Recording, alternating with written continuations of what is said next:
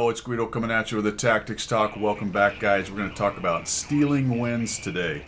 What does that look like? When can you do it? And of course, I'm talking about the cap win. A lot of people think this game is all about capping. It is not. It is about reducing the hit points to the enemy team. Either to 0, at which point you automatically win, or to a situation where you can cap. You have to set the conditions for the cap. You can't just run over there. For example, in today's battle, we're all tier 10 and were I to go straight for the cap, I think everyone can understand that the conditions were not met for that, right?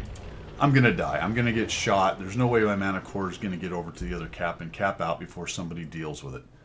You can extrapolate that to the rest of the game. There is a point at which you have set the conditions to where you could run to their cap and cap it out. So at the very beginning of the game, it's very obvious I can't run to the cap and cap it out, right? I think we can all agree with that. Later in the game, let's say they have one tank that's permanently tracked and he can't move, and he can't see me and he can't shoot me, then clearly I could run to the cap at that point and win. Those are two extreme, obvious points, or I don't know, sections on the chart of I can win or I can't win with a cap. Take a little cheeky shot to close out the mana core and kind of forget there's guys behind me. That was dumb. I eat a shot. I think I might even eat another one. Nope, he missed. Good. We'll bail out. So those are the two extremes, right? Somewhere in that, in between, on that continuum of can I cap and can I not cap, there are situations where you can, okay? And as you go one way or the other, you can get in situations where it might look like you can cap, but you can't. So to some extent, it becomes subjective in the middle of that. The objective truth is whether you actually complete the cap or not, and there can be a lot of RNG and randomness, and it's 30 other humans or 5 humans or whatever's left in the game when you get to the point of trying to cap. So the question then becomes, what do those situations look like where I haven't reduced the enemy's hit points to 0, right? But I still think I can cap to win. Sometimes it looks a lot like stealing a win, or you're paying attention to the map, the mini map in the game and the flow, and going, I actually have to do something like cap in order to win. Because if I don't, based on the situation that's going on, I'm going to lose. So I'm going to have to jump on the cap. And I think people probably misassess that more often than not. One of the reasons being that they assume that it's a capping game when it is not a capping game. It has nothing to do with capping per se. It is about reducing the hit points to where you can win. And one of the ways to win would be capping, and the other one is to reduce the hit points down to 0. So this game has been going on. We're on Himmel's Fjordsdorf. We had a pretty good advantage going, and then all of a sudden there's a little comeback by the enemy team. Let's just pause it here and take a look at what's going on in the mini-map over here. They won the north. You can see the Object 140 is pushing around to the 4005. He has another 2 mediums with him right there. We can see that where the Artie is, and we can see what's going on with the heavies over here, or the heavy TD and the mouse. They're still scrapping in the middle, so that's to be determined. It's 7-7, but we were ahead pretty well. You saw the 3 guys die while I was talking. So this is still very much in the balance, but I can already look at that mini-map and say to myself, I don't like what's going on in the north.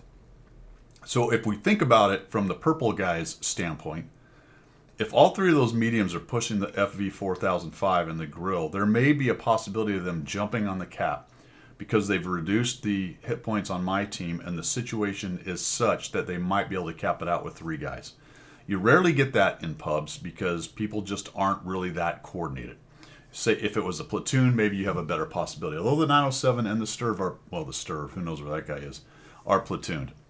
But let's say all 3 of them pushed through the 4005, killed the grill, and jumped on the cap. They could really make it difficult for us to win. We do have, I think, at least a couple fast tanks. Yes, a 907, T62A, and a 121. So there's possibilities of those guys getting back and dealing with it. But that's all the calculus on whether we can cap or not. However, as I look at it, that becomes, from what I'm looking at on this situation, on this map, that's a possibility right now. So you got to kind of keep that in the back of your mind. I happen to be one of the faster tanks. I could probably go deal with that. Does that mean I need to do something right now? No. I'm looking at it going, this is a possibility that I need to keep my eye on. The other thing I need to keep my eye on is attempting to help my guys in the middle and see if we can't close out these heavy hitters, because we've got some good hit points on these dudes right here. So there's the T-92, or not good hit points, but we've got some good tanks on these guys, and they have some good hit points left, although they're starting to get reduced, right?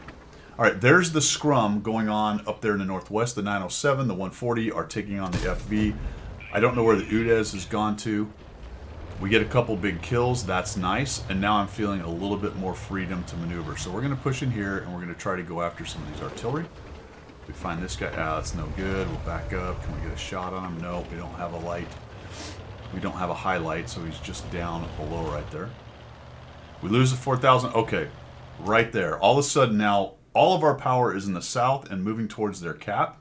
They have 1, 2, 3, 4, there's the Sturv, by the way, up by our cap. The conditions are kind of set for the two teams to try to cap it out. If all three of them jump on, we could be in trouble.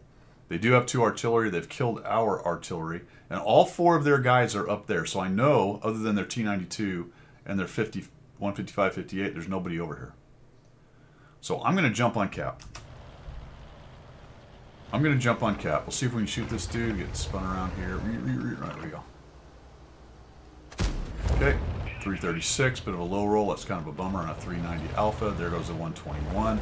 And 2 of our mediums have gone back. So even if they tried to jump on cap right now, those guys have assessed the situation correctly. They'll be able to stop them. All right. But it's 4-on-2, guys. So I'm just going to sit here. I'm not worried about the artillery. The 121 is going to kill them. And unless they turned around really quickly about the same time I jumped on the cap, I don't think they're going to get to me. Now let's talk about what you would do here and what I'm going to do here as I watch this. I would love for the 907, the 262A to get in there and start tearing those guys up. And if it looks like they're winning and there's no danger of losing the game, I'll jump off the cap and let them kill them off. But right now I'm causing an issue with the purple. The purple have to decide. Engage the guys that are coming around a corner, jump on the cap in this case, on our cap. Engage those guys or try to get back to us. Notice the T-95 FV is also looking for cross shots if the guys try to cross over there. He can't quite see from where he is back here at about A6. So if somebody's running up and around, but that's a long drive. So I'm going to go ahead and continue to put what people like to call cap pressure, which is fine, more or less what it is really. We'll go ahead and hang out here. Now the Rinocerante is low hit points, guys. The FV or the T-95 FE 4201 is low hit points. There's a relatively full hit point object 140. Watch how this goes down. Rinocerante gets thumped. The FV got thumped. The UDES is turned around. Down goes the Rinocerante.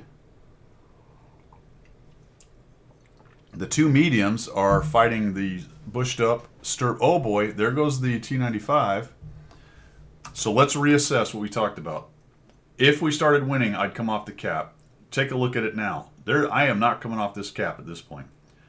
This 140 is going to have to come at us, and I'm really hoping, to be honest, in order to secure this win, that the 121 jumps on cap and we can close this thing out and steal this win. Because as of right now, we are in pretty bad shape.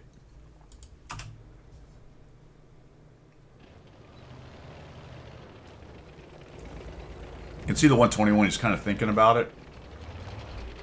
Somebody says, cap, please, 121. What he's doing is he's screening, which is not a bad idea, but I think this is a better idea because it's going to decrease the amount of time it takes to cap with 2 guys on cap on a standard battle. Notice we are down now just to our 907 right there. And we're going to steal the win. That 140 gets here, but not in time.